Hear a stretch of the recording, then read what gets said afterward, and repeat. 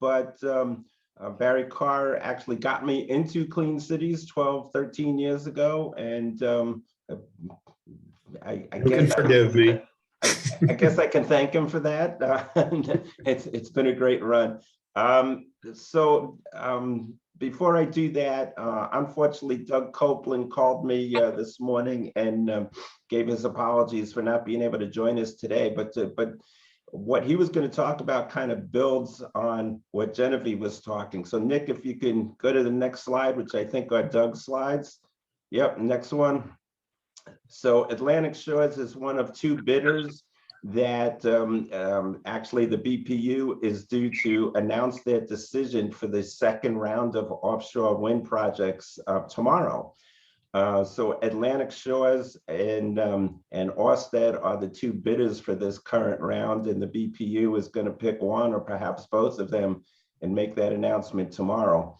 But real quickly, Atlantic Shores is a joint venture of EDF Renewables and Shell New Energies, so significant weight behind them and significant experience, not just in offshore wind, but other renewable projects as well, including some demonstration projects using hydrogen electrolysis. Next. This is their lease area. We can go to the next one right away, Nick. And the next one.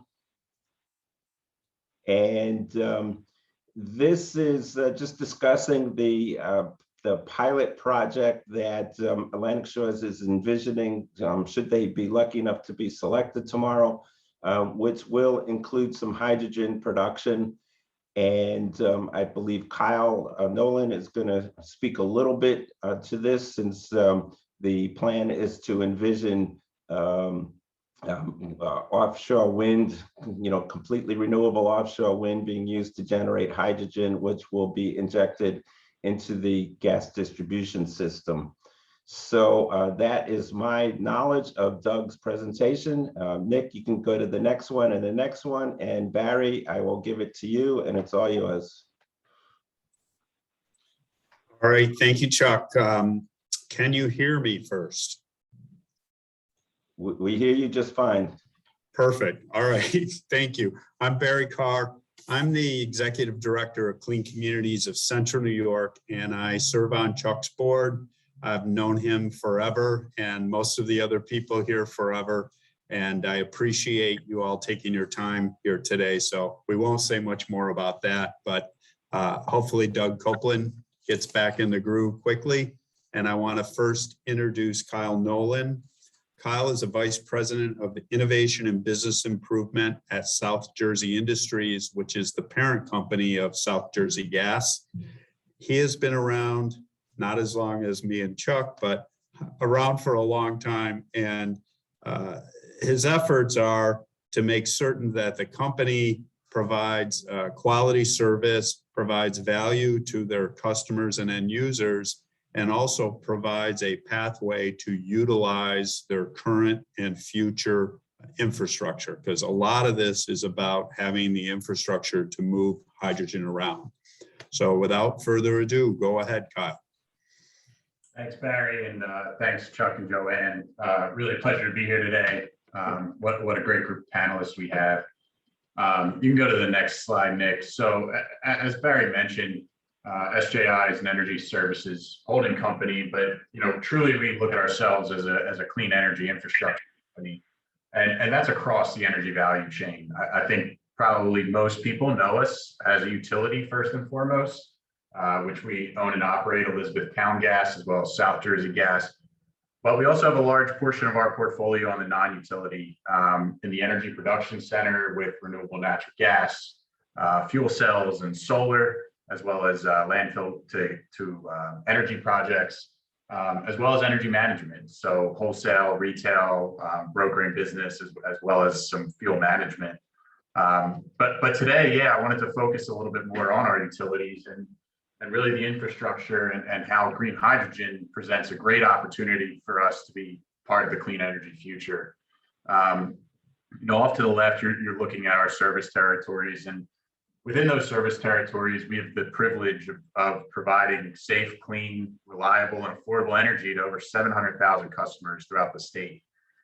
We operate just about 10,000 miles of distribution and transmission pipeline between our two utilities. And something we're really proud of is in operation of that being recognized for safety and customer experience with the energy services we provide. So I know our topic is green hydrogen today, and something we're incredibly excited about. So Nick, you can go to the next slide and give you a little bit of our perspective on this. You know, decarbonization is certainly a theme that everybody's been discussing here today, and I think, you know, more recently has been a big topic in the headlines and the news at federal and state level, but it's not something new to us. It's something we've been doing and will continue to do. Really, you know, since our inception, it's always about improvement. It's always about, you know, providing that reliable energy, but also doing so in a responsible way. Whether that be infrastructure replacement programs, conversions of our own fleet, energy efficiency programs for our customers, decarbonization truly has been a focus of ours. And, you know, that focus is really what's laid our foundation to be part of what we think is going to be the future with green hydrogen. Focusing specifically on that infrastructure and the replacement that we've done over, you know, the last probably 20 years of really, really significant investments in modernizing our system has really laid the foundation to move to these alternative fuels, whether we knew it or not at the time.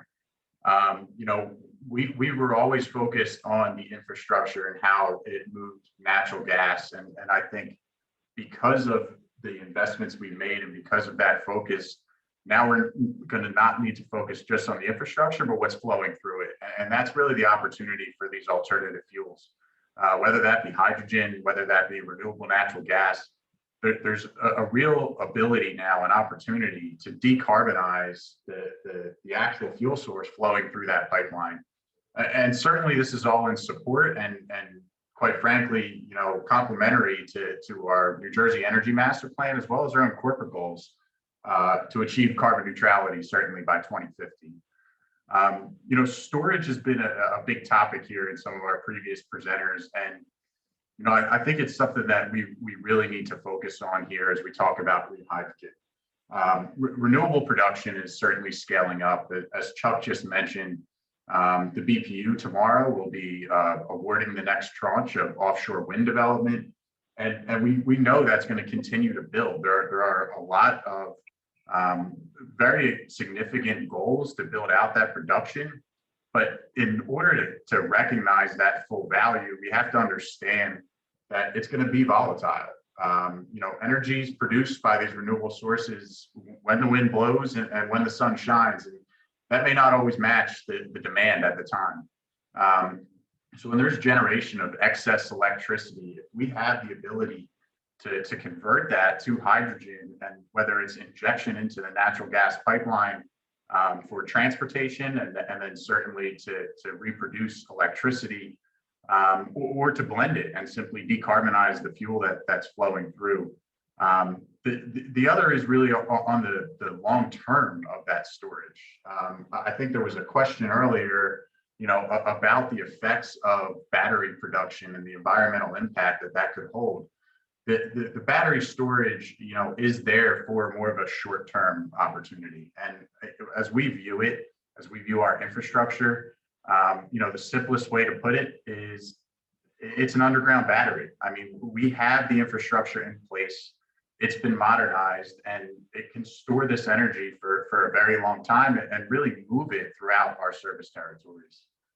And really the last point, you know, that I really want to hammer home here is these investments we've made over the course of time here have really set up our future. And I think it would be foolish of us to not capitalize on the ability to take a modern system that's been, quite frankly, entirely replaced in our service territories and leverage this alternative fuel source. It avoids cost to ratepayers that's unnecessary. And I think that's one of the first and foremost things that needs to be top of mind as we look at a clean energy future. We have a modern infrastructure. It's safe, it's reliable. and can handle green hydrogen. And I think it's complementary to our goals for renewable power production. And this provides a solution to recognize the full value. I know I was relatively brief, but I wanted to provide more of a perspective view on what SJI is doing and how we view that. And as Chuck mentioned, this is not something that we just see in the future. We are already committed with ASOW as part of their bid to the BPU to do a pilot project and to demonstrate that not only is this feasible, but this is something that we can continue to scale. So we are anxiously awaiting that meeting tomorrow with the BPU, and we will see if we can move forward with our demonstration project in the near term. Hey, that's great. Thank you, Kyle, and good luck with your meeting with the BPU tomorrow. I do think this stuff is very, very valuable to all of us. And again, I think it's important for us as a country to be able to support our current infrastructure and work on future infrastructure. And I actually mentioned that to our Secretary of Transportation today, because here in Syracuse, he did a press event because we're part of an alternative fuel corridor here in upstate New York on Route 81. So lots of important people around here today. Next up is Roy Bant, and Roy works with Chart Industries, somebody I've actually done business with before. And he's been involved in the industrial gas industry for many years with propane, and is now the Director of Business Development and Sales for Hydrogen Energy. He has experience in mechanical engineering projects, large-scale project management, bulk sales management, and he is also the key account manager at Chart. So talk to us about how we move hydrogen from production to end use, Roy. Thanks, Barry, and very honored to be here. Joanne, if you can let me know at 5 minutes, I'd really appreciate it. Well, Next slide, please. Okay, a little bit about Chart Industries. I have a later slide that's going to show you everything soup to nuts Chart Industries, but we are a global company, very heavily influenced in the United States, Asia, and Europe. But if you can see from the United States and all those dots, we're very heavy in manufacturing in the United States for storage and many other products, which I'll get into in a later slide. Next slide, please. So this is a pretty busy slide, but it gives you a flavor of what Chart is all about. Basically, we take hydrogen molecules produced by others from electrolysis and from SMRs, which is reformation. We take the green hydrogen from the electrolysis process, or the blue hydrogen from the SMRs, which is reformation, and we liquefy that hydrogen. For blue hydrogen, we actually have carbon capture technology to remove that carbon, so we can call it blue, from the reformation process. So basically after that, we have liquefiers, hydrogen liquefiers, and many other different types of liquefiers, including helium, but we're here today to talk about hydrogen. So we have several sizes of hydrogen liquefiers, 5, 10, 15, and 30 ton per day liquid hydrogen liquefaction. Then from the liquefaction process, we have the storage. We have standard vertical tanks. We have horizontal tanks up to 250,000 gallons of storage made and shipped in the United States. We also have the liquid hydrogen trailers to move the product. So we manufacture the equipment like the liquefaction, the distribution, and the storage. We don't operate the plants or operate the trucks, but we do everything in between. And of late, especially since the new administration, we have been talking to a lot of marine companies for hydrogen at ports and hydrogen on board ships, tugs, and other marine endeavors. I've been talking a lot to railroads. Chart also makes liquid hydrogen rail cars, which, by the way, liquid hydrogen has not been moved by rail since the late 60s during the aerospace program. So it's starting to come back. LNG was approved last year for movement by rail, and we're actively lobbying the rail industry to allow liquid hydrogen by rail once again. So pretty busy chart, but chart takes the molecules made by others, liquefies, stores, and moves that liquid hydrogen. So we're about storage of cryogenics. We do not have storage capabilities for high pressure gas. We're only liquid. Next slide, please. So a little bit about hydrogen liquefaction. As you can imagine, there is a lot of technology that goes into liquefaction of hydrogen. Liquid hydrogen at atmospheric pressure is minus 423 degrees Fahrenheit. How do we get it there? Very, very technical process, 2 refrigeration cycles, and it all involves brazed aluminum heat exchangers, which actually started Chart's business many, many years ago. These brazed aluminum heat exchangers are within the liquefiers. You see bottom left picture here. That's actually a picture of I think it's a 10 or 12 ton a day liquefier, of which the aluminum heat exchanger is an integral part of for liquefaction. So from a liquefier, typically goes into a storage container. Again, Chart makes up to 250,000 gallons. Then at our liquefaction units, we have truck filling stations for filling of trucks as well.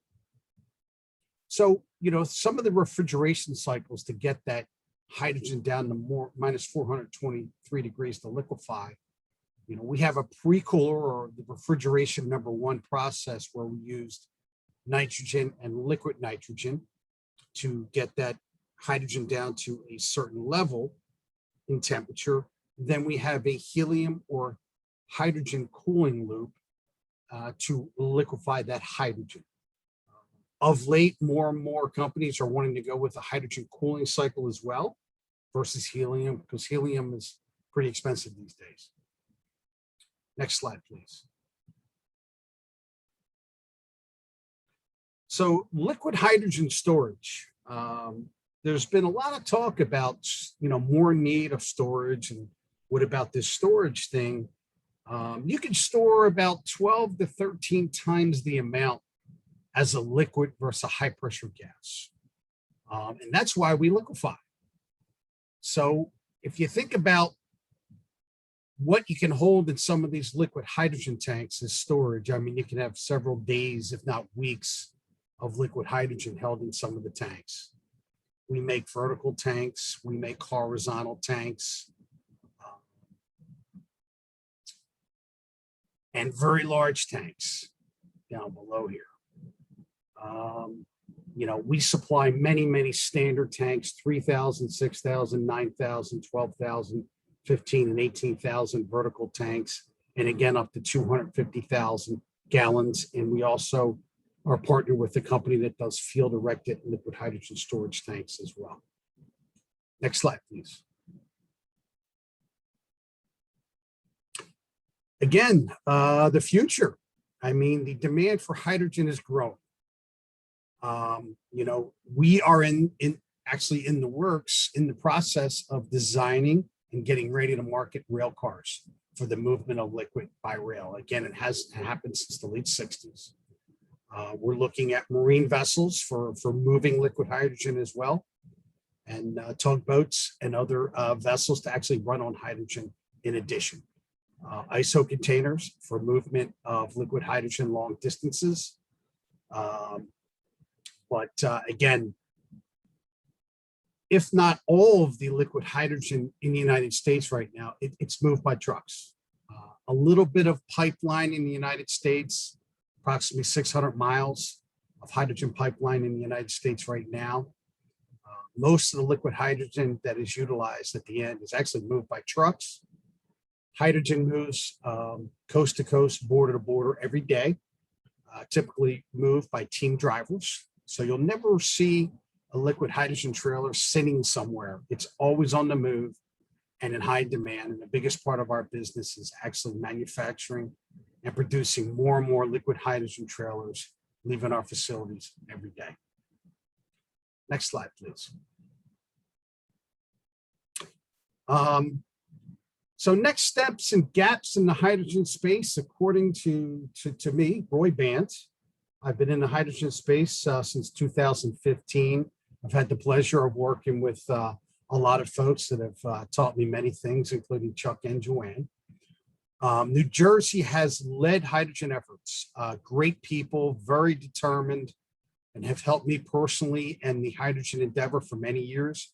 I would just say keep up the great support and the assistance.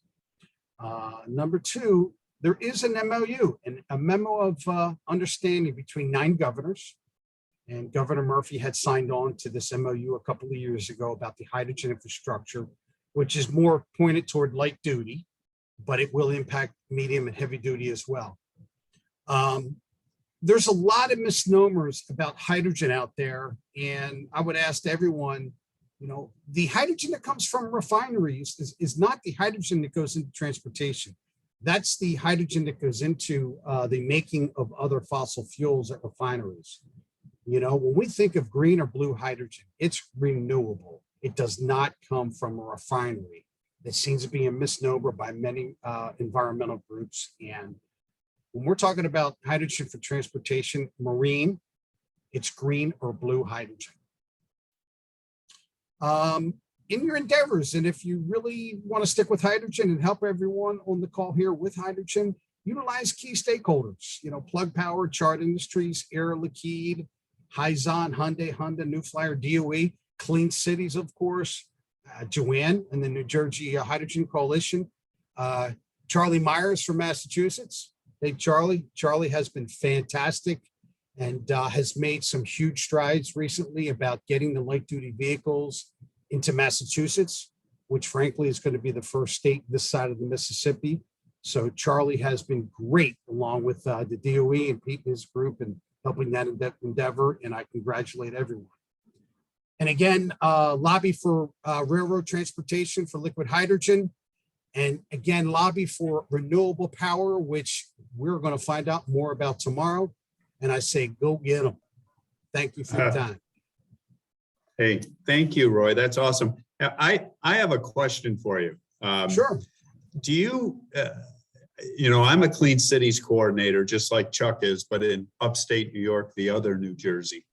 And first, is our governor signed on to the MOUs? Governor Cuomo signed on to that? I believe he has. Okay, so that's a good thing. Barry, I'll email you the MOU, including Phil Murphy's signature. That'd be awesome. My point in bringing this up is, you know, our governor and our elected politicians have already signed on to the hydrogen endeavor. My ask here is let's leverage that as much as we can. Hey, you guys signed it. Join the team here and support it.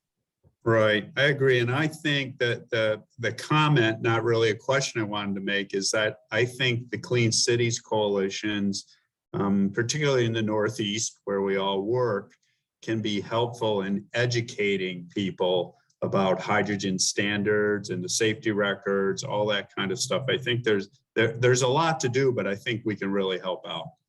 Clean Cities has already helped out, Barry. You guys have done a fantastic job and have supported the endeavor all the way through. And I welcome you guys all the time. All right, I appreciate it, Roy.